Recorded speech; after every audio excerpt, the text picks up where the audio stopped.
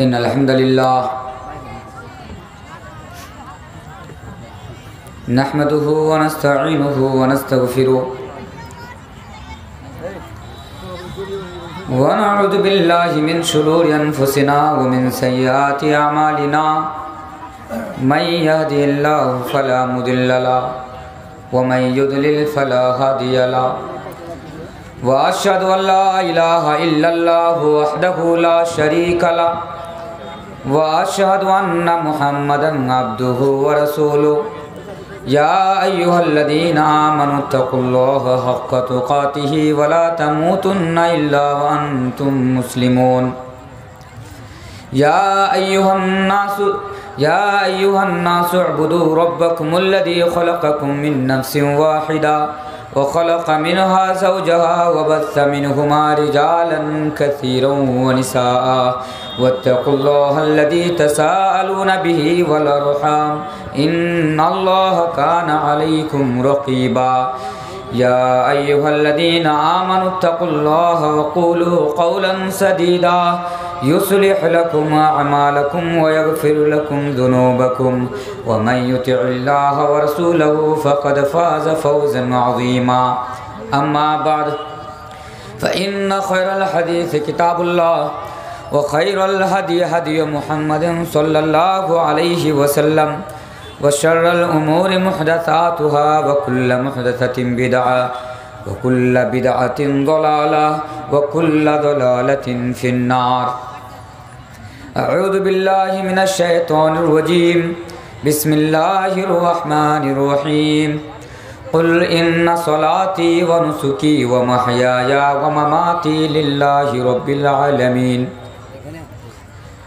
ओम भूर्भुवस्वः तत्सवितुर्वरेण्यं भर्गो देवस्य धीमहि धियो यो न प्रचोदयात्। मोहतरम सामिईन व हाजिरीन जलसा, पार्श्वे बसे थाका सम्मानीय सभापति साहेब, सामने बसे थाका दिन दरदी भाई सकल और पर्दार आड़ालेर मा ओ बोनेरा, आमार काछे एक घंटा समय रयेछे। आमी आपनादेर एई मूल्यबान समयके नष्ट करब ना, ताई डायरेक्ट आमी आमार बक्तव्य विषयेर उपरे आसबो। तार पूर्वे कयेकटी कथा बोली। आपनारा आमाके भालो करेई चिनेन, भालो करेई जानेन, कारण एई माद्रासार এই মেমোরিয়াল মহিলা যে মাদ্রাসা রয়েছে, মাদ্রাসার জালসায় প্রায় আমি 3 বছর থেকে কন্টিনিউ 3 বছর ধরে আসছি আমি আপনাদের সামনে, এবং আমি আপনাদের শুকরিয়া আদা করব যে বারবার আপনারা আমার দাওয়াত করছেন। তো যাই হোক, আমি যেটা বলতে চেয়েছি সেটা হচ্ছে এই যে আপনারা সকলেই জানেন যে আমি বাংলা বলতে ভালো করে জানি না। আমি যেখানে যাই উর্দুতে বক্তৃতা রাখি, তবে আমি যখনই আপনাদের এই মাদ্রাসার জালসায় আসি আমি বাংলায় আলোচনা করি, কারণ আমি জানি আপনারা বাংলা ভাষী লোক, বাংলা বুঝেন, তাই আমি বাংলায় আপনাদের সামনে আলোচনা করি। আর আপনারা ইউটিউবের মধ্যে অনেকে আপনারা আমার বক্তব্য শুনেন, সোশ্যাল মিডিয়ার উপরে শুনেন। ইউটিউবে বিভিন্ন চ্যানেল রয়েছে, তার মধ্যে একটি চ্যানেল রয়েছে মনজুর বিন আব্দুল জলিল। সেই চ্যানেলটি আপনি যদি সাবস্ক্রাইব করে রাখেন তাহলে অবশ্যই আমার অনেক বিষয়ের উপরে, অনেক টপিকের উপরে আপনারা উর্দুতে আমার আলোচনা শুনতে পাবেন। তো যাই হোক, আসেন আমি আমার বক্তব্যের বিষয়ের দিকে আসি। যিনারা পিছনে রয়েছেন, জায়গাগুলো খালি রয়েছে, আপনাদের কাছে অনুরোধ করব সামনে একটু চলে আসেন, তাহলে যাতে আমাকেও দেখতে এবং বলতে ভালো লাগে। একটু সামনের দিকে চলে আসেন। ইনশাআল্লাহ 1 ঘন্টার মধ্যে আমি খুবই কিমতি কথা আজকে আপনাদের সামনে বলে যাব।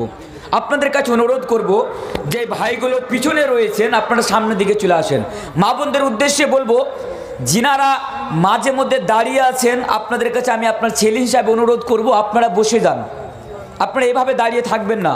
ইচ্ছে না থাকলে আপনি সেখান থেকে উঠে চলে যান, বাড়িতে যে ঘুমিয়ে যান, কিন্তু এখানে থাকলে আপনাকে বসে থাকতে হবে। আবার অনুরোধ করব মা বোনদের উদ্দেশ্যে, যিনারা দাঁড়িয়ে রয়েছেন আপনারা বসে যান, ঘুম পাইলে আপনারা বাড়ি চলে যান। জাযাকাল্লাহ। তো হ্যাঁ, এবার আসেন, এই 1 ঘন্টা সময়কে সামনে রেখে আজকে আমি আপনাদের সামনে যে বিষয়টি নিয়ে আলোচনা করব সে বিষয়টির নাম হচ্ছে हमारा मुआशरा हलाकती व बर्बादी के रास्ते पर।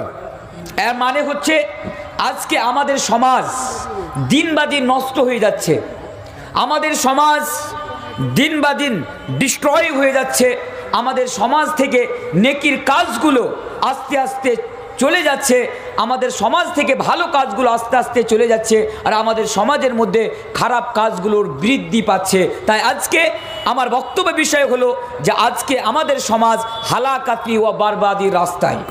তাহলে সর্বপ্রথম আমি বলি, আমার কথার দিকে আপনারা লক্ষ্য রাখবেন, আগে বলেছি বাংলা জানি না তাই খুব মনোযোগ দিয়ে শুনবেন। আমাদের সমাজ যে নষ্ট হয়ে যাচ্ছে, আমাদের সমাজ যে ধুলুষিত হয়ে যাচ্ছে দিন বা দিন, আজকে আমাদের সমাজ আজকে এই গুনার দিকে চলে যাচ্ছে, এর কারণ কি?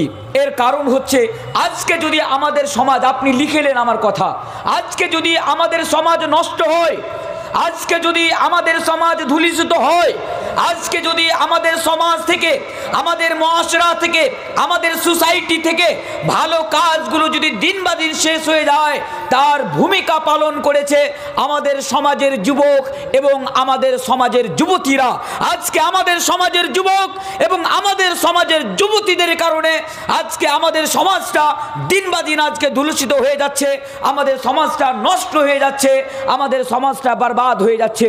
কারণ অতক্ষণ পর্যন্ত কোনো সমাজ প্রোগ্রেস করতে পারে না, অতক্ষণ পর্যন্ত কোনো সমাজ তারাক্কি করতে পারে না, অতক্ষণ পর্যন্ত কোনো সমাজ ভালোভাবে চলতে পারে না, যতক্ষণ পর্যন্ত ওই সমাজের যুবক এবং যুবতীরা সচেতন না হবে, ওই সমাজের যুবক এবং যুবতীরা বাহাদুর হিম্মতওয়ালা এবং তারা বা আমাল না হবে, অতক্ষণ পর্যন্ত কোনো সমাজ প্রোগ্রেস করতে পারে না, অতক্ষণ পর্যন্ত কোনো সমাজ ভালো থাকতে পারে না।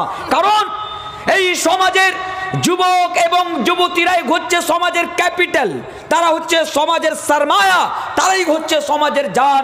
তাই আজকে আমি যুবকদের উদ্দেশ্যে এবং যুবতীদের উদ্দেশ্যে কয়েকটি কথা বলবো। এই সমাজকে যদি বাঁচাতে চান, এই সমাজকে যদি আমাদের মুসলিম মুআশরা, মুসলিম সমাজকে যদি বাঁচিয়ে রাখতে চান, তাহলে আমাদের সমাজের যুবক এবং যুবতীদেরকে আমাদেরকে সচেতন হতে হবে।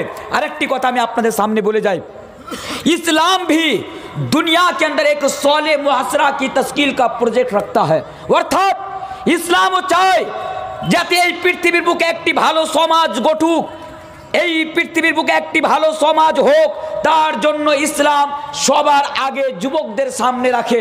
কিন্তু আজকে আফসোস, আপনি যখন হিস্ট্রি উঠিয়ে দেখবেন, ইসলামের তারিখ উঠিয়ে দেখবেন, আপনি বুঝতে পারবেন এই যে আমাদের ধর্ম সর্বপ্রথম যিনারা আমাদের জড়কে মজবুত করেছিল, যিনারা ইসলামের জড়কে পানি দেওয়ার কাজ করেছিল, তারা কারা ছিল? তারা নওজওয়ান সাহাবা ছিল, তারা যুবক সাহাবা একরাম ছিলেন, যিনারা আল্লাহ রাসূলের সাথ দিয়েছিলেন। তাই ইসলাম সবার আগে যুবককে রাখে। আর একটি কথা বলি শর্টকাটে, অনেকগুলো পয়েন্টের উপরে আজকে আমি আপনাদের সামনে আলোচনা করব, জাস্ট কিছু তামহিদি কথা আমি আপনাদের সামনে রাখতে যাচ্ছি। সেটি হচ্ছে কি, ইসলাম সবসময় যুবককে আগে রাখে। ইসলাম বারবার কোরআন এবং হাদিসের মধ্যে আল্লাহ এবং আল্লাহ রাসূল যুবক এবং যুবতীদেরকে হাইলাইট করেন। কিন্তু আজকে আমাদের সমাজের যুবকেরাই জানে না যে তাদের ভ্যালু কি। আজকে সমাজের যুবক জানে না তার আহমিয়ত কি, তার মাকাম ও মর্তবা কি। আর একটি কথা মনে রাখবেন, আজকে যারা দুশ্মনান ইসলাম রয়েছে আমাদের সমাজকে নষ্ট করার জন্য, আমাদের সমাজকে বরবাদ করার জন্য, আমাদের সমাজকে মুছে ফেলার জন্য তারা টার্গেট করেছে আমাদের সমাজের যুবকদেরকে। কিন্তু আফসোস আমাকে সেখানে লাগে যে আজ পর্যন্ত আমাদের যুবকেরা বুঝতেই পারলো না যে আমরা দুশ্মনান ইসলামের টার্গেটের মধ্যে রয়েছি। আমাদের দ্বারা দিয়ে আমাদের সমাজকে নষ্ট করে দিবে, আমাদের দ্বারা দিয়ে আমাদের সমাজকে ধ্বংস করে দিবে। আজকে আমাদের যুবকেরা জানে না। আমাকে একটা শের মনে পড়লো, আল্লামা ইকবাল বলতেন, ওয়ায়ে নাকামি মাতায়ে কারওয়া जाता रहा, ওয়ায়ে নাকামি মাতায়ে কারওয়া जाता रहा, कारवां के दिल से एहसास जिया जाता रहा। आज काफिला लुट रहा है, आज काफिला बर्बाद हो रहा है, आज काफिला तबाह हो रहा है, लेकिन आज काफिला को पता नहीं। उसी तरह आज दुश्मनान इस्लाम के टारगेट में हमारा नौजवान है, उसके बावजूद भी इन नौजवानों को मद्देनजर रखते हुए आज हमारे समाज को, हमारे सोसाइटी को, हमारी कौम को जो बर्बाद करने वाले लोग हैं, इनके टारगेट नौजवान बन चुके हैं। उसके बावजूद भी नौजवानों को ये ये इल्म नहीं है, नौजवानों को ये मालूम नहीं है, नौजवानों को ये पता नहीं है कि आज हम दुश्मनान इस्लाम के टारगेट बन चुके हैं, हम उसके टारगेट में हैं। তাই আমি বলি, এই যুবক এবং যুবতীরা তোমাদের কাঁধায় ভর রয়েছে, তোমরা এই সমাজকে বাঁচিয়ে নাও। এবার আসেন আমাদের সমাজের যুবকেরা কোন কোন জিনিস আজকে তারা তাবাহ ও বরবাদ হয়েছে। আমাদের সমাজের যুবক এবং যুবতীদের কাছে আজকে ঈমান বলে কোনো জিনিস নাই, আজকে তাদের কাছে ঈমান বলে কোনো জিনিস নাই। আজকে আমাদের সমাজের যুবকেরা বিন্দু পরিমাণ কারণে আজকে তারা তাদের নামের জন্য, তারা তাদের মাকামের জন্য কিছু টাকার বিনিময়ে আজকে আমাদের সমাজের যুবকেরা তাদের ঈমানকে বিক্রি করে দেয়। হে যুবক, তুমি যদি এইভাবে তোমার ঈমানকে বিক্রি করতেই থাকো, তাহলে আমাদের সমাজ দেখবে একদিন আমাদের সমাজের নাম ও নিশানাত পর্যন্ত থাকবে না, একদিন আমাদের সমাজ এমনি এই দুনিয়া থেকে মুছে যাবে। তাই বলি, আপনারা আপনাদের ঈমানকে মজবুত করুন, যেভাবে সাহাবায়ে কেরামরা মজবুত করে রেখেছিলেন। মা বোনদের উদ্দেশ্যে বলি, মা বোন আমার, আজকে এই বর্তমান সময় আপনারা আপনাদের ঈমানকে কিছু কিছু কারণে আপনারা বিক্রি করে দেন। আপনাদেরকে বলবো, আপনারা আপনাদের ঈমানকে মজবুতির সাথে ধরুন, সুমাইয়ার মতো করে ধরুন। ওই ফিরাউনের সময় যে ফিরাউনের মেয়েকে যেই মহিলাটি কাঙ্গি করত, চিরুনি করত, ওই মহিলার মতো আপনারা আপনাদের ঈমানকে মজবুত করে ধরে রাখুন। কিন্তু আজকে দুঃখের বিষয়, আজকে আমার যুবকদেরকে চোখের সামনে দেখছি তারা কিভাবে তাদের ঈমানকে বিক্রি করে দিচ্ছে। আমি আগেও বলেছি, আজকেও বলছি, একটি কথা আমি আপনাদের সামনে আজকে তুলে ধরে যাচ্ছি। আজকে বর্তমান সময়ে প্রত্যেকটা যুবক কোনো না কোনো রাজনৈতিক দলের সাথে যুক্ত। আজকে আমাদের সমাজের প্রত্যেকটাই যুবক কোরআন হাদিসকে ছেড়ে দিয়ে, আল্লাহ এবং আল্লাহ রাসূলকে ছেড়ে দিয়ে কোনো না কোনো একটি রাজনীতি দলের সাথে যুক্ত। আপনি যুক্ত থাকুন, আমি আপনাকে নিষেধ করি না। আপনি যেই কোনো পার্টি করুন, আমি আপনাকে নিষেধ করি না। আমি আপনাকে নিষেধ কারণে বলাকে, তবে আমি একটাই কথা বলবো, আমি দেখেছি আজকে আমাদের সমাজের যুবকদেরকে রাজনীতির নামে ওদের ঈমানকে কিভাবে ছিনিয়ে নেওয়া হয়। আজকে আমাদের যুবকেরা যখন কোনো পার্টির র্যালি বের করে, যখন কোনো পার্টির মিছিল বের করে, আমাদের যুবকেরাই সামনে থাকে, আমাদের যুবকেরাই পিছনে থাকে, জোরে জোরে তারা চিৎকার করে বলে, নারা লাগায়, বন্দে মাতরম, বন্দে মাতরম, বন্দে মাতরম। আমাকে আফসোস লাগে আজকে আমাদের সমাজের মুরব্বী মানুষদেরকে দেখে, আমাকে আফসোস লাগে আমাদের সমাজের মুলবিদেরকে দেখে, আমাকে আফসোস লাগে আমাদের সমাজের হাজি সাহেবদেরকে দেখে। এরাও চেহারায় দাড়ি রেখে, মাথায় টুপি রেখে তারা আজকে মিছিল বের করে, বন্দে মাতরম, বন্দে মাতরম, বন্দে মাতরম। ভাইরা আমার, বন্ধুরা আমার, আমরা কোনোদিন ভেবে দেখেছি এ বন্দে মাতরমের পিছনে আকীদা কি রয়েছে? আমরা কোনোদিন ভেবে দেখেছি? একবার বন্দে মাতরম স্লোগান গাওয়ার পূর্বে আমরা কোনোদিন লক্ষ্য করে দেখেছি? আমরা কোনোদিন চিন্তা করে দেখেছি যে বন্দে মাতরমের মানে কি, আর এই বন্দে মাতরমের মানের পিছনে আকীদা কি রয়েছে? আপনি যদি একবার বন্দে মাতরম যদি আপনি গেয়ে নেন, আপনার ঈমান নষ্ট হয়ে যাবে, আপনার ঈমান বরবাদ হয়ে যাবে, আপনার ঈমান তাবাহ হয়ে যাবে, আপনার নামাজও বেকার, আপনার রোজাও বেকার, আপনার হজও বেকার, আপনার যাকাতও বেকার। এবার আপনি বলুন তো দেখি, আপনি আপনার লাইফে কতবার আপনি বন্দে মাতরমের স্লোগান গেয়েছেন? আমি জানি বর্তমান সময় ধর্ম নিয়ে রাজনীতি করা হয়। আজকে এই বিকাও মিডিয়াগুলো, আজকে এই গদি মিডিয়াগুলো বলে, যারা বন্দে মাতরম বলে না তারা ভারতবর্ষকে ভালোবাসে না, ওটা একটা আলাদা বিষয়। আমি মাওলানা তানবীর আলম চ্যালেঞ্জ সহকারে আগেও বলেছি, আজকেও বলছি, তাদের যদি ক্ষমতা থাকে আমার সাথে কন্ট্যাক্ট করে নিবে, আমি বন্দে মাতরমকে সামনে রেখে প্রমাণ করে দেব আমরা ভারতবর্ষকে ভালোবাসি কি বাসি না। তবে আজকে আমি তাদেরকে বলতে চাই না, আজকে আমি আপনাদেরকে বলতে চাই, আপনি কেমন মুসলমান, আপনি কেমন ঈমানওয়ালা, আপনি কেমন আল্লাহ এবং আল্লাহ রাসূলওয়ালা। আপনি নামাজও পড়েন, আপনি রোজাও রাখেন, আপনি যাকাতও দেন, আপনি হাজি সাহেব 10 বার হজ করে এসেছেন, আপনাকে লজ্জা লাগে না, আপনাকে শরম লাগে না বন্দে মাতরমের স্লোগান গাইতে? এবার আপনি বলবেন, মাওলানা আমি একজন লোককে, ভদ্রলোককে আমি প্রশ্ন করলাম, আপনি বন্দে মাতরমের স্লোগান গাইছেন, আপনাকে লজ্জা লাগে না? সে আমাকে উল্টে বলছে, তুমি বেশি বড় মুলবি হয়ে গেছে তো তাই। আমি বলছি, কেন আমি বড় মুলবি হয়ে গেছি? বলছে, কেন দেশকে ভালোবাসতে পাওয়া যাবে না? কোন কোরআন হাদিসে লেখা আছে যে দেশকে ভালোবাসা যাবে না? হ্যাঁ, বলছে আপনি আমাকে জ্ঞান বেশি দিয়েন না, দেশকে ভালোবাসা কি করে যায় আপনার চেয়ে বেশি জ্ঞান রাখি। আমি হিস্ট্রি জানি, ইতিহাস জানি।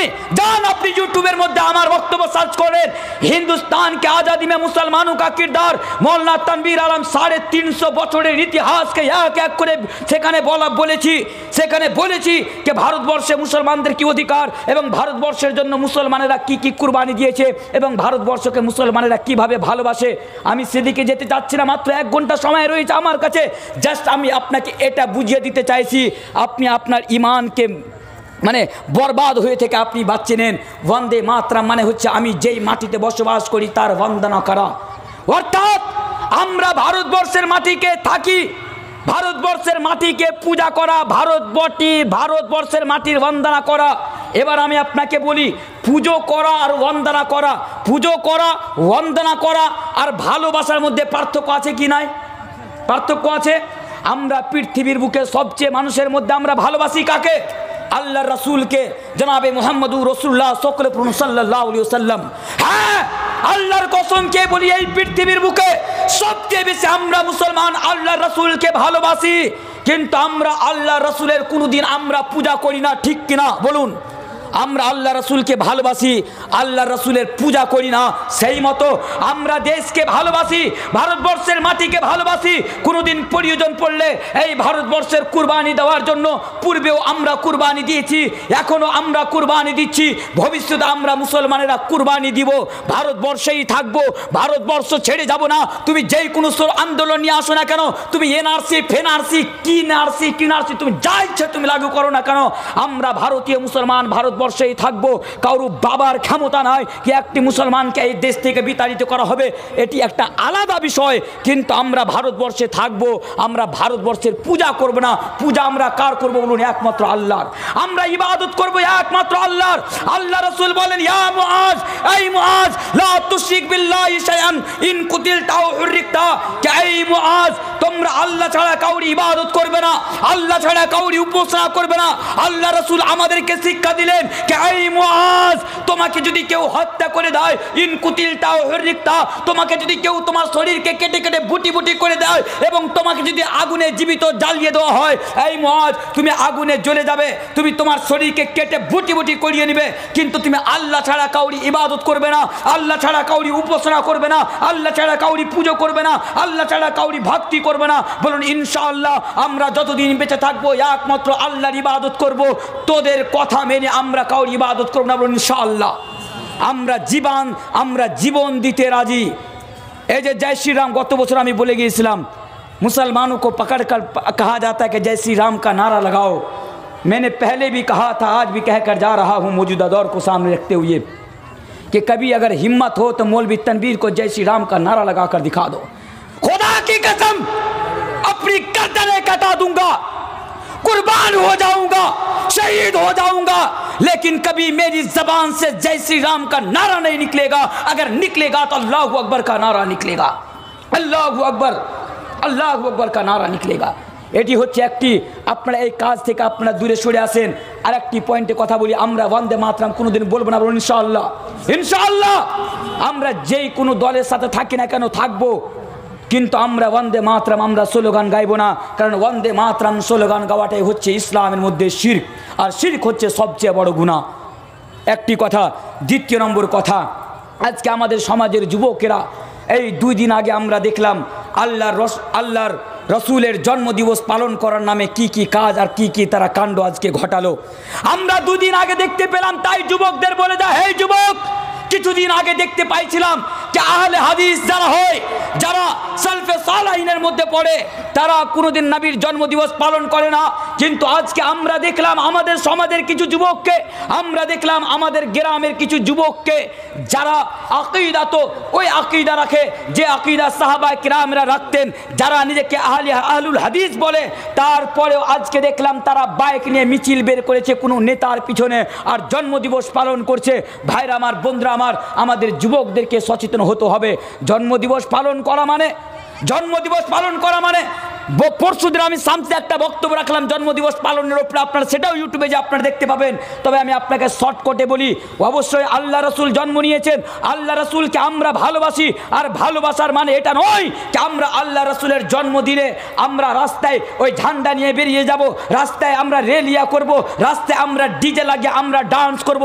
এটা আল্লাহ রসুলের ভালোবাসা নয়। কালকে একজন বন্ধুকে বলছি, ভাই তুমি তো খুব জশ্নে ঈদ মিলাদুন নবী মানাচ্ছ, তোমার বাইকে তার ফ্ল্যাগ রয়েছে, তার ঝান্ডা রয়েছে, তুমি মনে হয় রাসূলকে খুব ভালোবাসো তাই না? বলছে মৌলানা আমি রাসূলকে খুব ভালোবাসি। আমি বলছি তুমি যদি রাসূলকে ভালোবাসো বলো তো দেখি রাসূল কোন দিনে জন্ম নিয়েছেন? বলছে 12 রবিউল আউয়াল। বলছে আচ্ছা 12 রবিউল আউয়ালে জন্ম নিয়েছে? বলছে হ্যাঁ। বলছে আচ্ছা বলো তো কোন সালে জন্ম নিয়েছে? আর মুখ দেওয়ার কথা বের হয় না। বলো তো দেখি, তুমি তো বলে দিলে 12 রবিউল আউয়ালে জন্ম নিয়েছে, কোন সালে জন্ম নিয়েছে, কোন সময়ে জন্ম নিয়েছে, কোন দিনে জন্ম নিয়েছে, আর কোন ওয়াক্তে জন্ম নিয়েছে? তুমি বলো তো দেখি, তুমি রাসূলকে যে এতই ভালোবাসো। মুখখানটা নিচে করে নিয়েছে আর উত্তর দিল না। আমি জানি রাসূল জন্ম নিয়েছেন, এটি আমাদের জন্য বাইসে ফখ, এটি আমাদের জন্য বাইসে মুহাব্বত। আমরা রাসূলকে ভালোবাসি কারণ আল্লাহ তাবারাক ওয়া তাআলা রাসূলকে যখন পাঠিয়েছেন, লাকাদ মান্নাল্লাহু আলাল মুমিনিনা ইয বাআসা ফীহিম রাসূলা, আল্লাহ তাবারাক ওয়া তাআলা এহসান বলেছেন कि मैंने तहकीक के मोमिनों के ऊपर बहुत बड़ा एहसान कर दिया कि मैंने तुम्ही में से तुम्हारे अंदर एक रसूल को भेजा। আমরা রাসূলকে ভালোবাসি। রাসূলকে ভালোবাসার মানে এটা নয় আমরা বাইকে ঝান্ডা নিয়ে আমরা রাস্তায় বেরিয়ে যাব, আমরা ডিজে ডান্স করব, আমরা জশ্নে ঈদ মিলাদুন নবী আমরা উপলক্ষে আমরা বিরিয়ানি খাবো, আমরা পিকনিক করব, আমরা সিনেমা দেখতে যাব, আমরা ঘুরতে যাব। এটা ভালোবাসা নয়। এই সমাজের যুবকেরা কান খুলে শুনে রাখো, ভালোবাসার মানে হলো রাসূল তোমাকে যেভাবে জীবন যাপন করার আদেশ করেছেন তুমি সেইভাবে জীবন যাপন করবে। তুমি রাসূলের জীবনকে উসওয়া মনে করে, রাসূলের জীবনকে অনুসরণ করে, রাসূলের জীবনকে ফলো করে তুমি জীবন যাপন করবে। এটাই হচ্ছে ভালোবাসার প্রাকৃতিক রূপ, এটাই হচ্ছে ভালোবাসা। দুটি জিনিস আমরা বুঝতে পারলাম। আধা ঘন্টা সবাই বাকি রয়েছে, আসেন দ্বিতীয় নম্বর পয়েন্টের দিকে যাই। দুটা জিনিস আমরা বলতে পারলাম, যতদিন আমরা বেঁচে থাকবো রাসূলের জন্মদিবস আমরা পালন করব না। আমরা রাসূলকে ভালোবাসি। আবার শুনে রাখেন, কালকে আমার উপরে ফতোয়া লেগে যেতে পারে যে মৌলানা তানবীর আলম আল্লাহ রাসূলকে ভালোবাসে না। আমি তো এত দূর পর্যন্ত বলে যাচ্ছি, যারা রাসূলকে ভালোবাসে না তারা মুসলিম হতে পারে না, যারা রাসূলকে ভালোবাসে না তারা মুমিন হতে পারে না। লা ইউমিনু আহাদুকুম হাত্তা আকুনা হাব্বা ইলাইহি মিন ওয়ালিদিহি ওয়া ওয়ালাদিহি ওয়ান নাস আজমাইন, রাওয়াহুল মুসলিম ফি কিতাবিল ঈমান। আমরা রাসূলকে ভালোবাসি। ভালোবাসার মানে এটা নয় যে রাস্তাতে আমরা ডিজে নিয়ে আর রাস্তাতে আমরা ফ্ল্যাগ নিয়ে বেরিয়ে যাব। ভালোবাসার মানে হলো আমরা রাসূলের জীবনকে অনুসরণ করে আমরা জীবন যাপন করব। আর একটা কথা বলি, হযরতে উমর আল্লাহ রাসূলকে ভালোবাসতেন, হযরতে আলীও আল্লাহ রাসূলকে ভালোবাসতেন, উনারাও সাহাবা কিরামেরাও ইমামগণেরাও আল্লাহ রাসূলকে ভালোবাসতেন। কেউ কিন্তু জন্মদিবস পালন করেনি। জন্মদিবস পালন করা শুরু হলো কবে থেকে? 665 হিজরিতে। একজন ইরাকের মধ্যে একজন বাদশা ছিল। ইরাকের মধ্যে একটি জায়গা আছে আরবালিয়া, ইরবিল বলে তাকে। একটা বাদশা ছিল মালিক মুজাফফর আবু সাঈদ। তাই সেই প্রথম আল্লাহ রাসূলের জন্মদিবস পালন করেছিল এবং রেলিয়া বের করেছিল। ফতোয়া দিয়েছিল কে? আবুল খাত্তাব ইবনে দাহলিয়া। উনি ফতোয়া দিয়েছিল জাওয়াজের কে ঈদ মিলাদুন নবী বানানো হচ্ছে জায়েজ। হাফিজ ইবনে হাজার আসকালানি রাহমাতুল্লাহ আলাইহি ইবনুন নাজ্জারের কল বর্ণনা করতে যে লিসানুল মিজানের ভিতরে বলছেন, এ আবুল খাত্তাব ইবনে দাহলিয়া যেই মুলবিটা এই ঈদ মিলাদুন নবীর জাওয়াজের ফতোয়া দিয়েছিল, এই মুলবিটা হলো এক নম্বরের মিথ্যুক। তবে একটা মিথ্যুক লোক, একটা মিথ্যুক মুলবি কিছু টাকা পাওনার বিনিময়ে এই জাওয়াজের ফতোয়া দিয়েছিল। আর 665 হিজরিতে এই কাজ শুরু হয়েছিল। আর আজকে আমরা আহলে হাদিসের ঘরে জন্ম নিয়ে আজকে আমরা নিজেকে সালাফে সালেহিন বলে আজকে আমরা এই কাজগুলো করব, এগুলো আমাদের কাজ নয়। দুটি জিনিস, যতদিন বাঁচবো এক আল্লাহর ইবাদত করব আর আমরা রাসূলের জন্মদিবস পালন করব না এইভাবে। এবার আসেন তৃতীয় নম্বর জিনিস। আজকে আমাদের সমাজের যুবকেরা যে জিনিসটাতে আজকে নষ্ট, সেই জিনিসটা কি? ক্ষমা চায়। কারণ আমি জানি আপনাকে দুঃখ হতে পারে, বাট এটাই সত্যি। আমি যেখানে যাই বাস্তবটাই তুলে ধরি। আজকে আমাদের সমাজ যে নষ্ট, এর পিছনে একটি কারণ হলো আজকে আমাদের সমাজের যুবক আর যুবতীরা আজকে প্রেমকে নিয়ে মুগ্ধ। প্রেম, প্রীতি, ভালোবাসা, ইশক, প্যার, মোহাব্বত। আজকে দেখুন আমাদের সমাজে এমন কোনো বাড়িতে বলতে পারবেন যে আপনার বাড়িতে আপনার যুবক ছেলে রয়েছে আর কোনো মেয়েকে ভালোবাসে না? একজন হাত উঠিয়ে বলুন। আপনার বাড়িতে যুবক ভাই আছে, কোনো মেয়েকে ভালোবাসে না, একজন হাত উঠিয়ে বলুন। এটাও বলছি, আপনি বলতে পারবেন আপনার সমাজের মধ্যে আপনার বাড়িতে আপনার যুবতী মেয়ে আছে, কলেজে পড়াশোনা করে, ইউনিভার্সিটিতে পড়াশোনা করে, স্কুলে পড়াশোনা করে, আর আপনার মেয়ে কাউকে ভালোবাসে না? আপনি বলতে পারবেন? দুঃখের সাথে বলে যাচ্ছি, আজকে আমাদের সমাজের যুবক এবং যুবতীরা এই ভালোবাসার চক্র আজকে তারা বরবাদ হয়ে গেল, আজকে তারা নষ্ট হয়ে গেল, আর এগুলোকে ওরা গুনহার কাজও মনে করে না। একজন যুবক আমাকে ফোন করে বলছে, মোল্লা সাহেব, ইসলামের মধ্যে ভালোবাসা জায়েজ না না জায়েজ? প্রশ্ন দেখুন, ইসলামের মধ্যে ভালোবাসা জায়েজ না না জায়েজ, এমন এমন প্রশ্ন আছে না, আপনি মানে কি উত্তর দেবেন আপনি নিজে ভাববেন এরা কি মুসলমান? একটা প্রশ্ন এসছে, আমার পূর্বে আমার ওস্তাদ মোহতরাম বলছিলেন যে কোনো জিনিস খেতে গেলে বিসমিল্লাহ বলতে হবে। একটা যুবক আমাকে বলছে যে মোল্লা সাহেব, ভাত টাত এগুলা খেলে তো বিসমিল্লাহ বলতে হয় জানি, বিড়ি খেলে আর সিগারেট খেলে কি দোয়া পড়তে হয়? হেই বোকা, বিড়ি খাওয়ার সিগারেট খাওয়ার পর আবার কোনো দোয়া হয়? বলছে হ্যাঁ দোয়া আছে, আমি শুনেছি। বলছে কি দোয়া বলতো? বলছে হ্যাঁ বলতে পারো, আপনি জানেন না? বলছে না জানি না। বলছে আপনাকে তো বড় মুলবি মনে করতাম, আপনি তো বিড়ি খাওয়ার সিগারেট খাওয়ার দোয়াই জানেন না। বলছি কি দোয়া রে বোকা, তুই বল।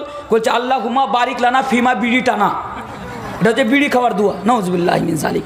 তৈরি করেছে কে? আমাদের সমাজের যুবকেরা, আর বলছে এটা হচ্ছে বিড়ি খাওয়ার দোয়া। নাউজুবিল্লাহি মিন যালিক। আল্লাহ এদের হেফাজত করুক, আল্লাহ এদের হৃদায়ত দান করুক, বলুন আমিন। আমাকে একজন যুবক এসে বলছে, মৌলানা ভালোবাসা জায়েজ কি না না জায়েজ? আমি বলছি হারে বাবা, কাকে ভালোবাসা? বাবা মাকে? কাকে ভালোবাসার কথা বলছো? ভাইকে, বোনকে, আল্লাহ রসুলকে? কার কার কথা বলছো? বলছে আমি একটা কলেজে পড়ি, একটা মেয়ের সঙ্গে ভালোবাসা হয়ে গেছে, মেয়েকে ভালোবাসি, এটা জায়েজ না না জায়েজ? হাসি বোকা, ইসলামে তো একটি মেয়ের দিকে একবার যদি নজর পড়ে যায় তাহলে তাড়াতাড়ি ফিরিয়ে নেওয়ার হুকুম দিয়েছে। দ্বিতীয় নজর পড়ে গেলে আল্লাহ রসুল চোখের জেনা বলেছে। কোনো মেয়েকে যদি দেখা, বারবার দেখা যদি আমাদের শরীয়তে জায়েজ না হতে পারে, তাহলে কোনো মেয়ের সাথে বিয়ের আগে সম্পর্ক গড়িয়ে নেওয়া, কোনো মেয়ের সাথে বিয়ের আগে রাত রাত ধরে কথা বলা, বিয়ের আগে তার সাথে রাত 2টো অবধি ফেসবুক আর হোয়াটসঅ্যাপে চ্যাটিং করা, এটা ইসলামে কখন থেকে জায়েজ হয়ে গিয়েছে? এটা কখন ইসলামের মধ্যে জায়েজ হতে পারে না। এটি একটি বিশাল বড় গুনার কাজ, এটি হচ্ছে বুরাইয়ের কাজ, এটি হচ্ছে একটা নোংরা কাজ। তাই সমাজের যুবক আর যুবতীদেরকে বলছি, এবার প্লিজ অনেক হলো, আবার আপনারা বন্ধ করুন, আমাদের সমাজকে বাঁচান, আপনারা এই ভালোবাসা থেকে আপনারা মুক্ত পান। আর একটি কথা আমি দুঃখের সাথে আপনাদের সামনে শেয়ার করে যেতে চাই। একটা সময় ছিল যখন আমাদের সমাজের মধ্যে কোনো ছেলের যদি কোনো মেয়ের সাথে যদি খারাপ সম্পর্ক থাকতো, তারা সমাজের লোকের কাছ থেকে তারা লুকাতো, বাবা মার কাছ থেকে লুকাতো, বন্ধুদের কাছ থেকে লুকাতো, ভাইয়ের কাজদের থেকে লুকাতো। কিন্তু আজকে দুঃখের সাথে বলতে হচ্ছে, আজকে যদি আমাদের সমাজের কোনো যুবকের কোনো মেয়ের সাথে যদি খারাপ সম্পর্ক থাকে, সমাজের মধ্যে চায়ের দোকানে আজকে চৌরাহেতে আজকে বসে এলান করে আমি উমুকের মেয়েকে ভালোবাসি, উমুকের মেয়েকে আমি মোহাব্বত করি। ভাইরা আমার, বন্ধুরা আমার, আমাদের সমাজ থেকে আপনারা বাঁচান। এবং আমি যুবক এবং যুবতীদের উদ্দেশ্যে বলি, বিয়ের আগে আপনি কোনো ছেলে এবং আপনি কোনো মেয়ের সাথে সম্পর্ক গড়িয়ে নিতে পারেন না। খোদার কসম কে বলছি, আপনি যদি সম্পর্ক গড়িয়ে নেন তাহলে আপনার ঠিকানা জাহান্নাম ছাড়া আর কিছু হতে পারে না। দুটি জিনিস আমরা বুঝতে পারলাম। তৃতীয় নম্বর জিনিসের দিকে আসেন। তৃতীয় নম্বর জিনিসের দিকে একটু লক্ষ্য রাখি। তৃতীয় নম্বর জিনিস কি? আমাদের সমাজের মধ্যে হায়া শরম বলে আর কোনো জিনিস বাকি থাকলো না। আজকে আমাদের সমাজের মধ্যে যা যুবক আর যুবতী রয়েছে, তাদের কাছে লজ্জা বলে, হায়া বলে আজকে তারা কোনো জিনিস নাই। তারা নির্লজ্জ হয়ে গিয়েছে, তারা তাদের শর্ম হায়াকে তারা বিক্রি করে দিয়েছে। ভাইরা আমার, বন্ধুরা আমার, এবং আজকে আমাদের সমাজের যারা দায়িত্বশীল ভাই, যারা দায়িত্বশীল বাবা, যারা দায়িত্বশীল স্বামী, আজকে এরাও নির্লজ্জ হয়ে গিয়েছে। এরাও আজকে হায়া শরম সব কিছু বিক্রি করে দিয়েছে। আল্লাহু রাসূল জনাবে মুহাম্মদুর রাসূলুল্লাহ সাল্লাল্লাহু আলাইহি ওয়াসাল্লাম বলেছেন যে হায়া এবং ঈমান সঙ্গে সঙ্গে থাকে। হাদিসটির দিকে লক্ষ্য রাখুন, হায়া এবং ঈমান সঙ্গে সঙ্গে থাকে। আল্লাহর রাসূল বলেন, কাউরি ভিতর থেকে যদি হায়া বের হয়ে যায়, কাউরি ভিতর থেকে যদি লজ্জা বের হয়ে যায়, তাহলে তার ভিতরে আর ঈমান বাকি থাকে না, তার ভিতর থেকে ঈমান বেরিয়ে যায়। হায়া হচ্ছে ঈমানের ভঙ্গ, হায়া হচ্ছে ঈমানের বংশ। কিন্তু দুঃখের সাথে বলে যাচ্ছে, আজকে আমাদের সমাজের মধ্যে, আজকে আমাদের বাড়ির মধ্যে, আজকে আমাদের ফ্যামিলির মধ্যে হায়া লজ্জা বলে কোনো জিনিস নাই। আজকে আমরা সবাই নির্লজ্জ হয়ে গিয়েছি। প্রমাণ দেখতে চান? আমি আপনাকে প্রমাণ দিই। জানি আপনাকে হয়তো আমার কথা কষ্ট লাগতে পারে, বাট এটাই বাস্তব, এটাই সত্য, এটাই হাকিকত। কি? আমার মেয়ে পড়ে শামসি কলেজে, আমার মেয়ে পড়ে এগ্রিল হাই স্কুলে, আমার মেয়ে পড়ে উমুক ইউনিভার্সিটিতে। এবার কলেজে একটা দিন দেখবেন অ্যানুয়াল প্রোগ্রামে, কালচারাল প্রোগ্রামে সেখানে ডান্স হয়। ডান্স আপনাদের নাম নিয়ে বলে যাচ্ছে, আমি কাউকে দেখে ভয় করি না। শামসি কলেজেরই কথা নেন, সেখানে মুসলিম সংখ্যা বেশি ছাত্রছাত্রীদের, সেখানে একটা প্রোগ্রাম হয়, কালচারাল প্রোগ্রাম, বছরে একবার, সেখানে ডান্স করা হয়। আপনি জানেন ডান্স, সেখানে ডান্স করানো হয়। ডান্স করে কারা? আমাদের আর আপনাদের বাড়ির মেয়েরা। ডান্স করে কারা? আমাদের আর আপনাদের বাড়ির ছেলেরা। আজকে দুঃখের সাথে বলে যেতে হচ্ছে, আজকে বই মেলাতে যে, আজকে অমুক মেলাতে যে মেয়ে হাজারো হাজারো মানুষের সামনে যে ডান্স করে, আমাদের মতো বাবা, আমাদের মতো ভাই, আমাদের মতো স্বামী সেখানে বসে বসে ডান্স দেখে। আর ডান্স দেখে পার্সের লোকটাকে বলে, দেখছিস রে আমার মেয়ে কি কোমর ঝুলিয়ে ডান্স করতে পারে, নাউজুবিল্লাহি মিন যালিক। এই হচ্ছে আপনার ঈমান, এই হচ্ছে আপনার এই হচ্ছে আপনার হায়া। ভাইরা আমার, বন্ধুরা আমার, আরও একটু আগে আসেন, আমি আপনাকে বলি, আপনি দেখবেন আজকে আমাদের মেয়েরা এই টিকটক বলে একটা অ্যাপ রয়েছে, আপনারা যুবক যারা টিকটক বুঝে, আজকে এরা টিকটকে ছোট ছোট জামা পরে, টিকটকে ছোট ছোট কাপড় পরে এরা আজকে ভিডিও বানায়। পুরো দুনিয়ার লোক আজকে এদের উলঙ্গ এই ভিডিওগুলো দেখে। আর বাবাও জানতে পারছে, মাও জানতে পারছে, ভাইও জানতে পারছে যে আমার বোন টিকটকে ভিডিও বানাচ্ছে, তারপরেও একবারও তাকে নিষেধ করে না, একবারও তাকে বারণ করে না। আজকে আমাদের সমাজ কোখানে যে দাঁড়িয়েছে, কোন জায়গাতে যে দাঁড়িয়েছে আপনি একটু লক্ষ্য রাখেন। আজকে যখন আমাদের মেয়েরা বাড়ি থেকে বের হয়, আমাদের বোনেরা বাড়ি থেকে বের হয়, আমরা দেখতে পাই আমাদের চোখের সামনে যে নির্লজ্জর মতো এই ছোট ছোট জামা পরে, নির্লজ্জর মতো ছোট ছোট কাপড় পরে আর আজকে এরা রাস্তা দিয়ে বেরিয়ে যায়, আজকে এরা কলেজে যায়, আজকে এরা স্কুলে যায়। আমার মতো বাবা, আমার মতো ভাই, আমার মতো স্বামী আজকে চুপচাপ বাড়িতে বসে দেখে যে তার মেয়ে ছোট একটা প্যান্ট পরে, তার মেয়ে ছোট একটা ফরক পরে, তার মেয়ে ছোট একটা জামা পরে পড়াশোনা করতে চলে গেল। কিন্তু তার বাবাকে লজ্জা বলে কিছু জিনিস মনে হলো না, কারণ নির্লজ্জ হয়ে দাঁড়িয়ে গিয়েছে। তার মেয়েকে একবারও নিষেধ করলো না, তার মেয়েকে একবারও বারণ করলো না। মনে রাখুন, কাল কিয়ামতের দিবসে এর জবাব আপনাকে দিতে হবে। আর একটা কথা বলি, আজকে আমাদের সমাজের নারীরা, আপনাদের বোন, আমাদের বোনেরা যেই জামাগুলো পরে, যেই কাপড়গুলো পরে, যে লিবাসগুলো পরে, যে ড্রেসগুলো পরে আজকে চলাফেরা করে, দুঃখের সাথে বলা হচ্ছে এটা জালসা। এখানে ধর্মীয় কথা আলোচনা করা হয়, এখানে কোরআন ও হাদিসের আলোচনা করা হয়। আপনিও জানেন আপনার মেয়ে আজকে জালসা শুনতে আসবে, আপনি জানেন না আপনার বোন জালসা শুনতে আসবে, আপনি জানেন না আপনার স্ত্রী জালসা শুনতে আসবে। কেন এই ধরনের কাপড় পরে আসলো? আপনার একবারও মাথা ঘামলো না? কেন আপনার বোন আজকে জালসাতে উলঙ্গ হয়ে আসলো? কেন আপনার স্ত্রী আজকে জালসাতে বেপর্দা হয়ে আসলো? শুধু এই কোরআন হাদিসের কথা শোনার জন্য? শুনেই কি লাভ যদি আপনারা আমল না করেন? তো আজকে প্রত্যেক দিন কোনো না কোনো জায়গাতে জালসা, প্রত্যেক দিন মৌলানারা বলেন তোমাদের মেয়েদেরকে পর্দা করতে বলো, তোমাদের মেয়েদেরকে পর্দা করতে বলো। তারপরেও আজকে আমাদের চোখের সামনে মেয়েরা বেরিয়ে যাচ্ছে, আমরা একবার নিষেধ করি না। মনে রাখুন, জালসা শুনলেই আপনি পরিত্রাণ পেয়ে যাবে না। খোদার কসমকে আপনাদের সামনে বলে যাচ্ছি, কাল কিয়ামত দিবসে এর উত্তর আপনাকে দিতে হবে, এর জবাবদেহি আপনাকে দিতে হবে। আপনি কোথায় রয়েছেন? আপনি লক্ষ্য রাখুন, আজকে যেই কাপড়গুলো পরে, যেই লিবাসগুলো পরে পরিধান করে আজকে আমাদের সমাজের মেয়েরা চলাফেরা করে, এগুলো আমাদের মেয়েদের কাপড় নয়, এগুলো তো হচ্ছে জাহান্নামী মেয়েদের কাপড়। যারা জাহান্নামের মধ্যে যাবে এদের হচ্ছে এগুলো কাপড়। আল্লাহ রাসূল বলেন, নিসাউন কাসিয়াতুন আরিয়াতুন মুমিলাতুন মাইলাতুন। একটা এমন সময় আসবে যে মহিলারা কাপড় পরিধান করে থাকবে অথচ উলঙ্গ হবে। আজ থেকে 1400 বছর আগে আল্লাহ রাসূল বলে দিয়েছেন। এই মুসলিম সমাজ লক্ষ্য রাখুন হাদিসটির দিকে। আল্লাহর রাসূল বলেন মহিলারা কাপড় পরে থাকবে অথচ উলঙ্গ হবে। উলঙ্গ হবে মানে হাদিসটি বুঝতে পারলাম না। কাপড় পরে থাকবে অথচ উলঙ্গ হবে মানে হাদিসটি বুঝতে পারলাম না। বর্তমান সময়ে মেয়েদের দিকে যখন তাকিয়ে দেখবেন এই হাদিসটির মানের, হাদিসটির অর্থ বুঝে যাবেন যে আজকে আমাদের সমাজের মেয়েরা কাপড় তো পরে, আমাদের সমাজের নারীরা কাপড় তো পরে, কাপড় পরার পরেও তার শরীরের অঙ্গ প্রত্যঙ্গ দেখা যায়, তার শরীরের যাবতীয় বংশ দেখা যায়।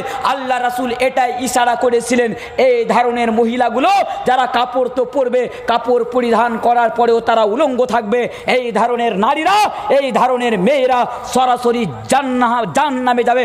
আরে জান্নাতে যাওয়া তো দূরের কথা, এরা জান্নাতের সেন্ট পর্যন্ত, এরা জান্নাতের খুশবু পর্যন্ত পাবে না। আপনাদের জন্য আরেকটা হাদিস পড়ি। আপনি নিষেধ করেন না আপনাদের সমাজের মেয়েকে, আপনি নিষেধ করেন না আপনার বোনকে, আপনি নিষেধ করেন না আপনার স্ত্রীকে। মনে রাখুন আল্লাহ রাসূল বলেন, আলা কুল্লুকুম রাইন ওয়া কুল্লুকুম মাসউলুন আন রাইয়াতিহি। আপনাদেরকে কাল কিয়ামতের দিবসে প্রত্যেকটা দায়িত্বশীল লোককে তার দায়িত্ব সম্পর্কে প্রশ্ন করা হবে।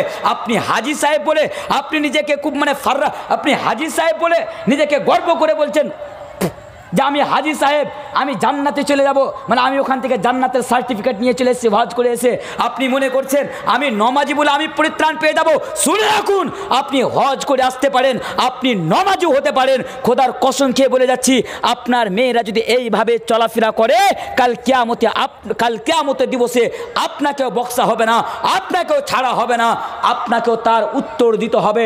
আল্লাহ আপনাকেও প্রশ্ন করবে, তুই তো হজ করে এসেছিলি, তুই তো নামাজি ছিলি, কিন্তু তোর বাড়ির মেয়েরা, তোর সমাজের মেয়েরা এইভাবে জীবনযাপন করছিল কেন? আপনাকে তার উত্তর দিতে হবে।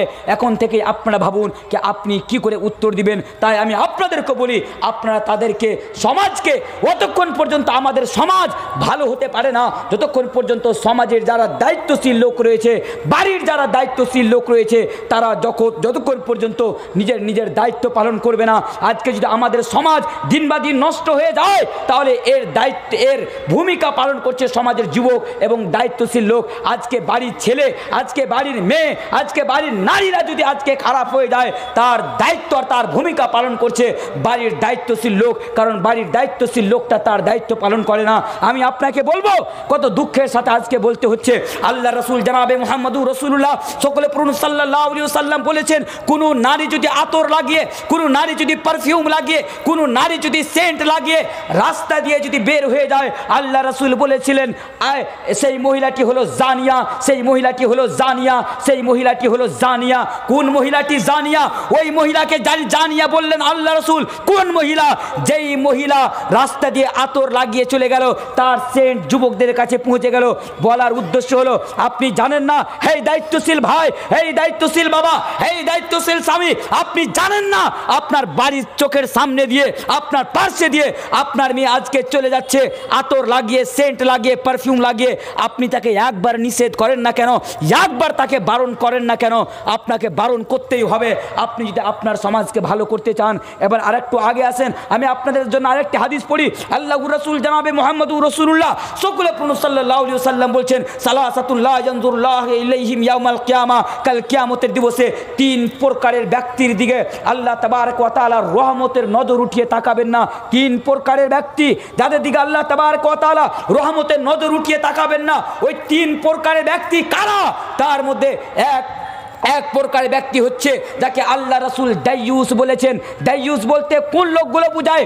ওই বাবাকে দাইয়ুস বোঝানো হয়েছে, যেই বাবার মেয়ে সমাজের মধ্যে, এলাকার মধ্যে, গ্রামের মধ্যে, রাস্তাঘাটে তারা বেপর্দা হয়ে চলাফেরা করবে, ওই বাবা হচ্ছে দাইয়ুস। ওই স্বামী হচ্ছে দাইয়ুস, যেই স্বামীর স্ত্রী বেপর্দা হয়ে জীবনযাপন করবে, ওই স্বামী হচ্ছে দাইয়ুস।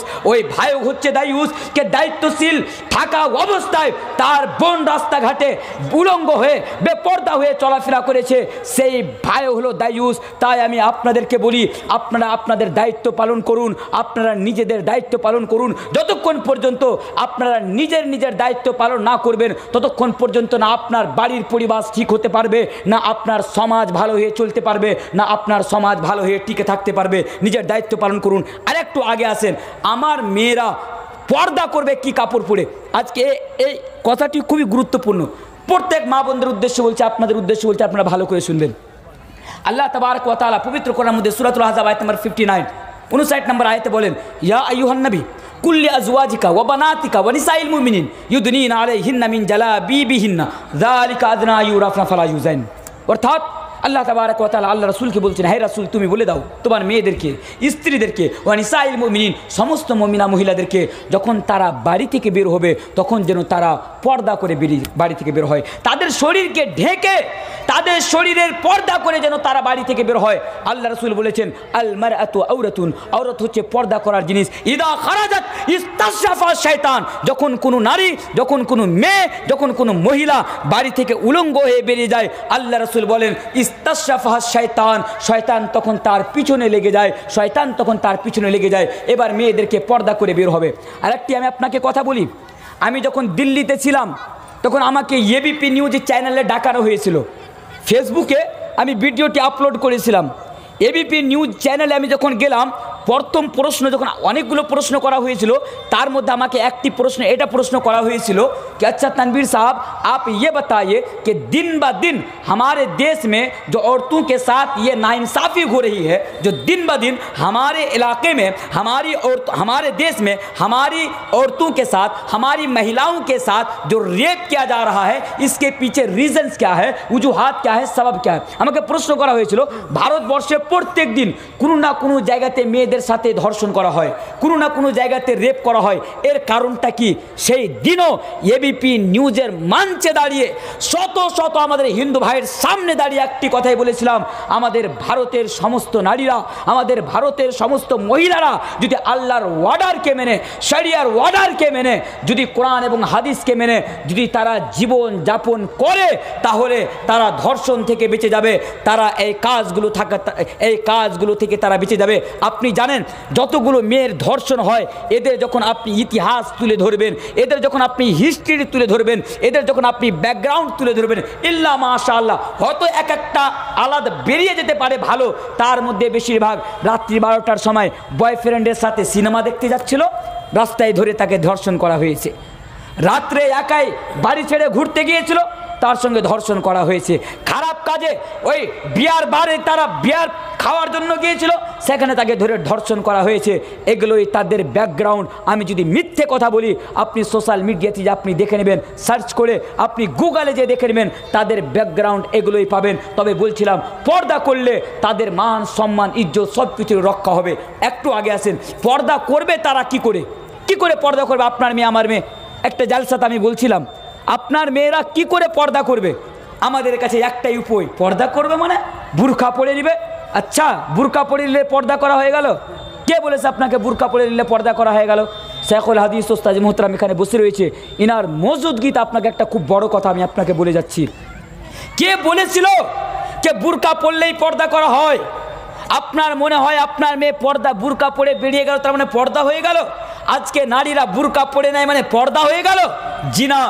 আজকে আমি আপনাকে আমি কোনো জায়গাতে ফতুয়া দিই না, তবে নিজের দায়িত্ব মনে করে এই বিষয়টির ওপরে আপনাকে একটা কথা বলে যাচ্ছি। আমি যেই বুরকাগুলো পরে পর্দার নাম করে আমাদের আর আপনাদের সমাজের মেয়েরা, নারীরা, বাড়ির মেয়েরা, বোন, স্ত্রী, এরা যেই বুরকাগুলো পরে শরীয়তের মধ্যে এই বুরকাগুলো পরা জায়েজ হতে পারে না, এবং এই ধরনের বুরকাগুলো পরে পর্দাও করা যেতে পারে না। এই ধরনের বুরকাগুলোকে তাদের ব্যান্ড করানো উচিত। এই ধরনের বুরকা গেল যাতে করে আমাদের মা বোনেরা না পড়ে। কোন ধরনের বুরকা? আজকে জালসাতে আমি বলছি না, আজকে জালসাতে অনেক আমার মা বোনরা এই ধরনের বুরকা পরে আজকে তারা জালসাতে এসছে, এবং শামসির মাটিতে আমি থাকি, শামসিতে যাবেন প্রত্যেকটা মা বোন আজকে এই ধরনের বুরকা পরেই তারা কিনে এবং এই ধরনের বুরকা পরেই তারা চলাফেরা করে। সেই মাদ্রাসা হোক, সেই কলেজ হোক, সেই স্কুল হোক, প্রত্যেকটাই নারী আজকে এই ধরনের বুরকা পরে চলে। কোন ধরনের বুরকা? এবার আসেন আমি আপনাকে বলছি কোন ধরনের বুরকা। দেখবেন আজকের বুরকাগুলো পুরো টাইট ফিট হবে, বুরকাগুলো পুরো টাইট ফিট বুরকো। এর সাইডে ফুল ছাপানো আছে, এখানে ফুল ছাপানো আছে, এখানে ফুল ছাপানো আছে, এখানে পাথর বসানো আছে, কলারে পাথর বসানো আছে, আবার পিছন দিকে একটা দড়ি বাঁধা আছে, মানে কোমরকে ফাঁসি দেওয়ার মতো করে একদম টাইট করে বেঁধে দিল, একদম টাইট করে একদম কোমরটা বেঁধে দিল, একদম পুরো টাইট ফিট বুরকা হয়ে গেল। এই ধরনের বুরকা পরে না, বুরকার নামে যে আপনি পর্দার নামে যে আপনি বুরকাটা পরছেন, এই ধরনের বুরকা পরে পর্দা করা যাবে ভাই?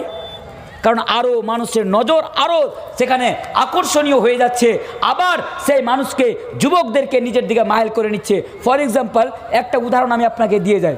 উদাহরণটি কি? মনে করেন একজন 80 বছরের বয়স্ক মহিলা, 80 বছরের, একটাও দাঁত নাই, কথা বললে ফুসফুস করে মুখ দিয়ে কথা বেরিয়ে যায়, চোখে ভালো করে দেখতে পায় না, কানে ভালো করে শুনতে পায় না।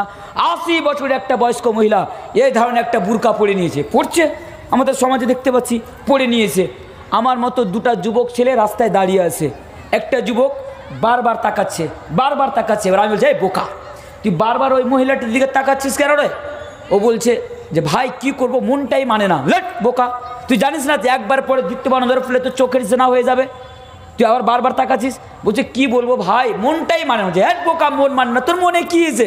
বলছে ভাই একটাই মনে বারবার মনে জাগছে যে বুরকাটা যদি এত সুন্দর হয় তো বুরকার ভিতরেরটা যে কত সুন্দর আছে। রে বোকা, বুরকার ভিতরে জানেই না যে 80 বছরের বুড়ি ঢুকা আছে, বোকা জানেই না।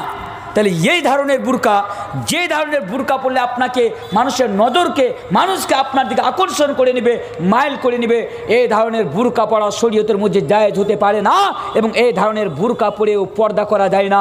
মা বোনদের উদ্দেশ্যে বলি, মা বোন আমার, আপনারা যদি বুরকা পরেই পর্দা করতে চান, বর্তমান সময়ে আপনি বুরকা পরেই পর্দা করুন, তাহলে শর্ত হলো সেই বুরকার উপরে যেন কোনো স্টাইলিশ জিনিস না থাকে, ফুল ছাপানো না থাকে, পাথর বসানো না থাকে, যেই জিনিসগুলো মানুষদেরকে, যে জিনিসগুলো যুবকদেরকে আপনার দিকে মাইল করে নেবে, আপনার দিকে আকর্ষণ করে নেবে, এবং আপনার ওই বুরকাটা যেন টাইট ফিট না থাকে, জানে আপনার শরীরের অঙ্গ প্রত্যঙ্গ যেন বোঝা না যায়, আপনার বুরকাটা যেন মোটা এবং আপনার বুরকাটা যেন ঢিল ঢাল হয়, যাতে আপনার শরীরের আকৃতি, আপনার শরীরের অঙ্গ প্রত্যঙ্গ যেন বোঝা না যায়।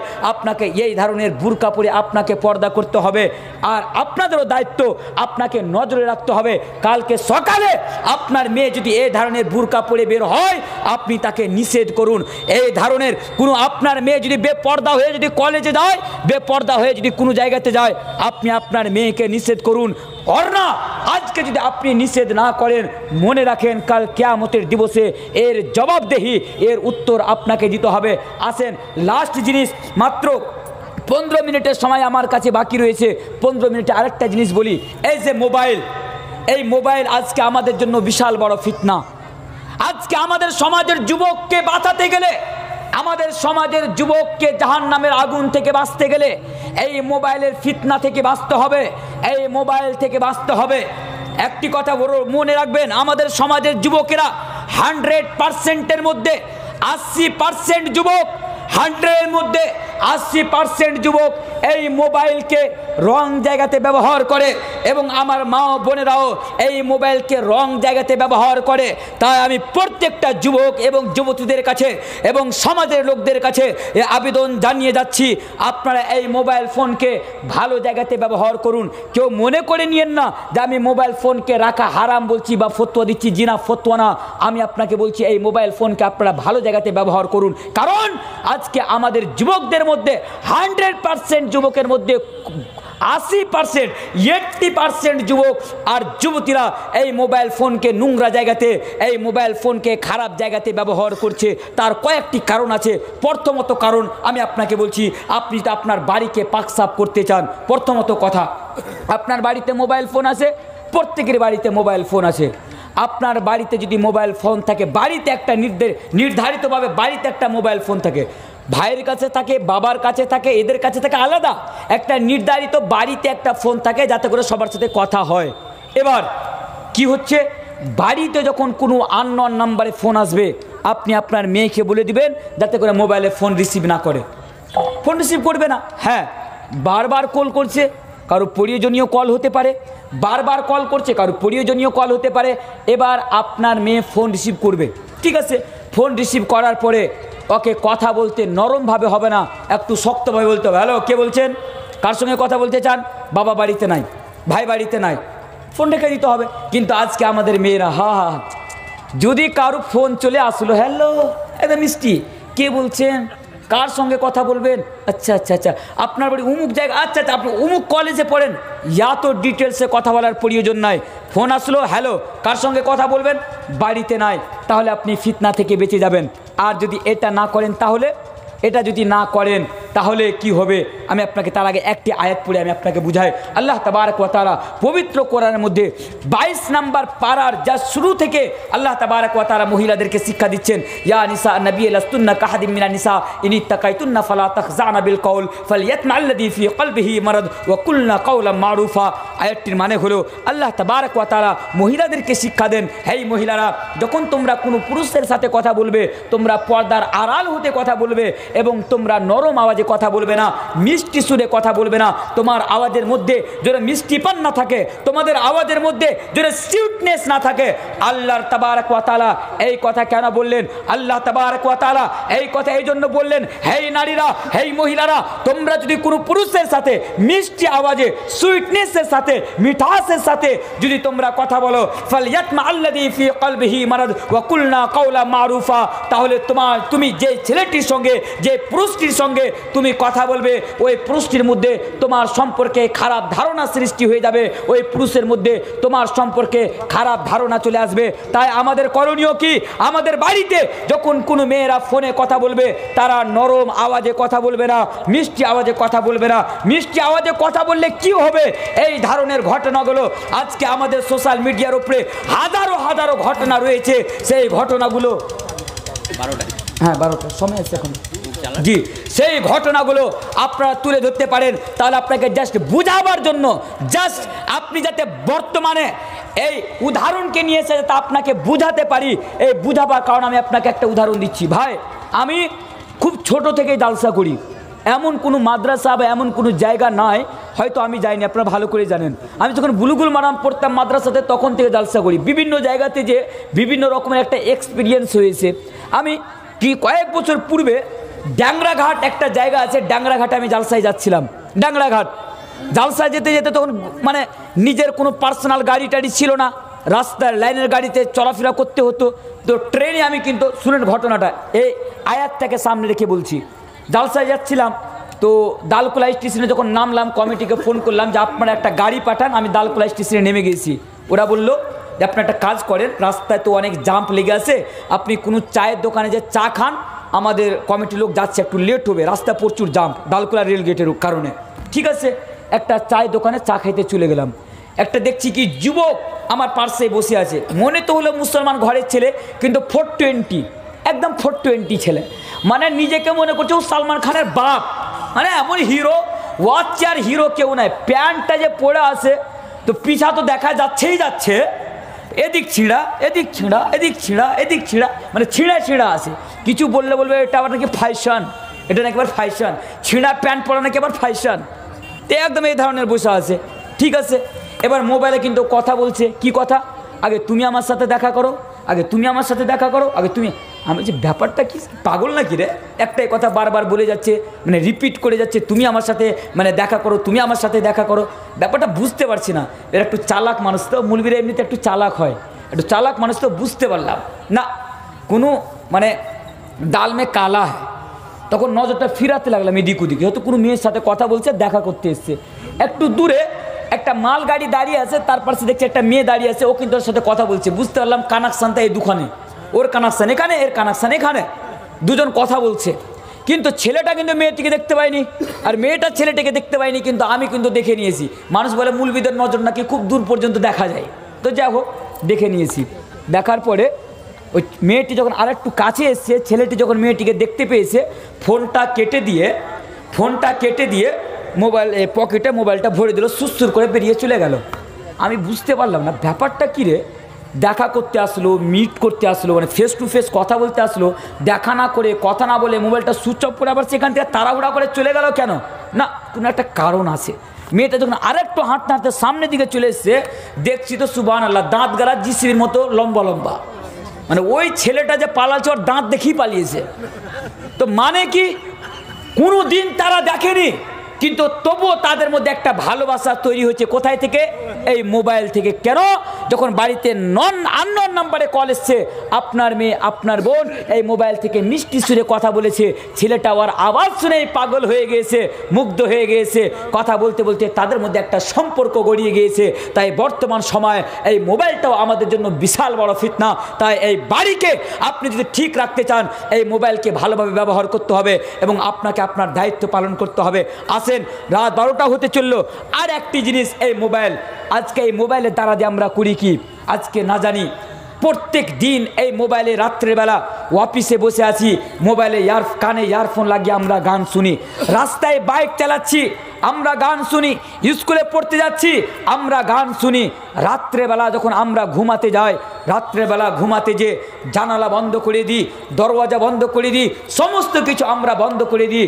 বন্ধ করে দেওয়ার পরে আমরা ল্যাপের তলে ঢুকে মোবাইলের মধ্যে উলঙ্গ আমরা ছবি দেখি। কয়েকদিন আগে একটা সার্ভে বের হলো কি আমাদের ইন্ডিয়াতে 100% যুবকের মধ্যে 75% যুবক আর যুবতীরা, মনে রাখুন সার্ভে বলছে আমাদের ভারতবর্ষের 100% যুবক এবং যুবতীদের মধ্যে 75% যুবক এবং যুবতীরা রাত্রের বেলা এই মোবাইলে উলঙ্গ সিনেমা দেখে। নাউজুবিল্লাহ মিন যালিক। উলঙ্গ সিনেমা দেখে, গান শুনে সিনেমা দেখে, এটা তো একটা আলাদা ব্যাপার। উলঙ্গ সিনেমা দেখে, তার মানে আপনারা বুঝতে পেরেছেন ভাইরা আমার, বন্ধুরা আমার, এগুলো কেন?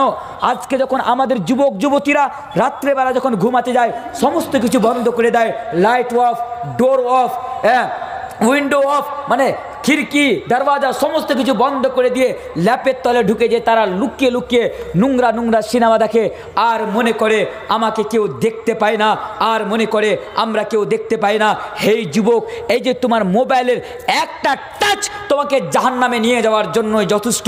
তাই বলি, এই সমস্যাগুলো থেকে বাঁচার জন্য, এই নোংরা জিনিসগুলো থেকে বাঁচার জন্য আপনার করণীয় হবে, আপনাকে কেউ দেখুক বা না দেখুক, আপনার যেন এই ঈমান থাকে, আপনার যেন এই আকীদা থাকে যে আল্লাহ তাবারক ওয়া তাআলা অবশ্যই আপনাকে দেখছে। ওয়া ইন্নাহা আলাইকুম লাহাফিদিন কিরামান কাতিবিন। আল্লাহ তাবারক ওয়া তাআলা আপনার দুই সাইডে কিরামান কাতিবিনকে বসিয়ে দিয়েছেন, এবং সে আপনার এক একটি গুনহার কাজ এবং এক একটি নেকির কাজ সেখানে লিখে আপনার নামায় আমালে সেটাকে লিপিবদ্ধ করা হয়। তাই যুবককে বলি, যুবক তুমি কোনো গুনহার কাজ করার আগে, তুমি একবার রাত্রের বেলা সিনেমা দেখার আগে, রাত্রের বেলা উলঙ্গ ছবি দেখার আগে একবার তুমি মনে করে নিও যে ওই অবস্থায় যদি তোমার মৃত্যু হয়ে যায়, আল্লাহ তাবারক ওয়া তাআলা অবশ্যই তোমাকে দেখছে, তোমার ঠিকানা সরাসরি তোমার ঠিকানা জাহান্নামের মধ্যে হয়ে যাবে। তাই তো আল্লাহ রাসূল জনাবে মুহাম্মদুর রাসূলুল্লাহ সাল্লাল্লাহু আলাইহি ওয়াসাল্লাম আবু যারকে বলেন যে এই আবু যার ইত্তাকিল্লাহ হাইসুমা কুনতা, এই আবু যার তুমি যেই কোনো জায়গাতে থাকো না কেন, তুমি যেই কোনো অবস্থায় থাকো না কেন, তুমি আল্লাহকে দেখে ভয় করবে। তাই আপনাদেরকেও আর মা বোনদের উদ্দেশ্যেও বলি, মা বোন আমার, জীবন যাপন করতে যে আপনি যেই কোনো জায়গায় থাকেন না কেন, যেই কোনো অবস্থায় থাকুন না কেন, আপনি একবার গুনাহার কাজ করার আগে, একবার গুনাহ কাজ করার আগে আপনি আল্লাহকে দেখে স্মরণ করবেন, আপনি আল্লাহর খৌফকে, আল্লাহর জাহান্নামের আগুনকে আপনি লক্ষ্য করবেন একবার গুনাহার কাজ করার আগে।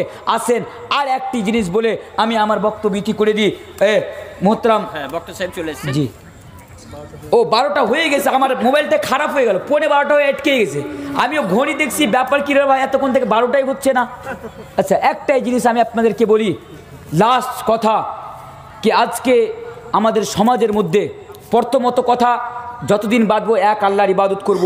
দ্বিতীয় নম্বর কথা, যতদিন বাঁচবো রাসূলের ভালোবাসার নামে এই যে আজকে আমরা রেলিয়া টেলিয়া জশ্নে ঈদ মিলাদুন্নবী আজকে আমাদের বাড়িতে শুরু হয়েছে, এই কাজগুলো করব না।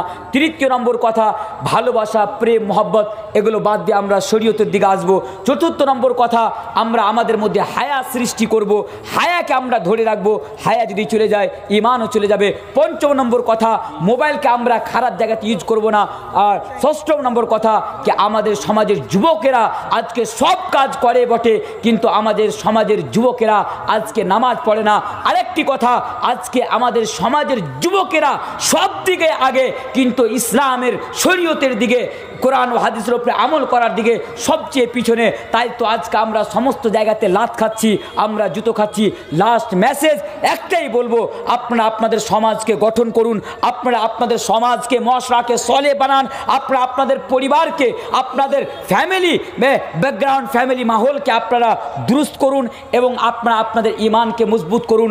নয়চিত আপনাদের ঈমান যদি এইভাবে থাকে, যেখানেই যাবেন সেখানেই লাত খাবেন, যেখানেই যাবেন সেখানেই অপমানিত হবেন, যেখানেই যাবেন সেখানেই লাঞ্ছিত হবেন, এখানেও আপনি আনসাকসেসফুল হয়ে জীবনযাপন করবেন, আখিরাতেও আপনি আনসাকসেসফুল হয়ে জীবনযাপন করবেন। তাই লাস্ট মেসেজ আমি আপনাদেরকে দিয়ে গেলাম। আল্লাহ তাবারক ওয়া তাআলার কাছে প্রশস্তে দোয়া করি, ইলাহুল আলামিন তুমি আমাদের সকলকে কোরআন এবং হাদিসকে সামনে রেখে জীবনযাপন করার তৌফিক দান করো। ইলাহুল আলামিন তুমি আমাদের সকলকে নিজের নিজের দায়িত্ব বুঝার এবং নিজের নিজের দায়িত্বের উপরে আমল করার তুমি তৌফিক দান করো, সকল আল্লাহুম্মা আমিন। এবার আমার ভাষা আমি আগেই বলেছি বাংলা জানি না, ভাষার দিক দিয়ে যদি আপনারা কোনো ভুল ত্রুটি পেয়ে থাকেন তাহলে আপনারা আমাকে ক্ষমা করে দেবেন ইনশাআল্লাহ। হায়াত বাকি তো মুলাকাত বাকি। আসসালামু আলাইকুম ওয়া রাহমাতুল্লাহি ওয়া বারাকাতুহু। জাযাকাল্লাহ।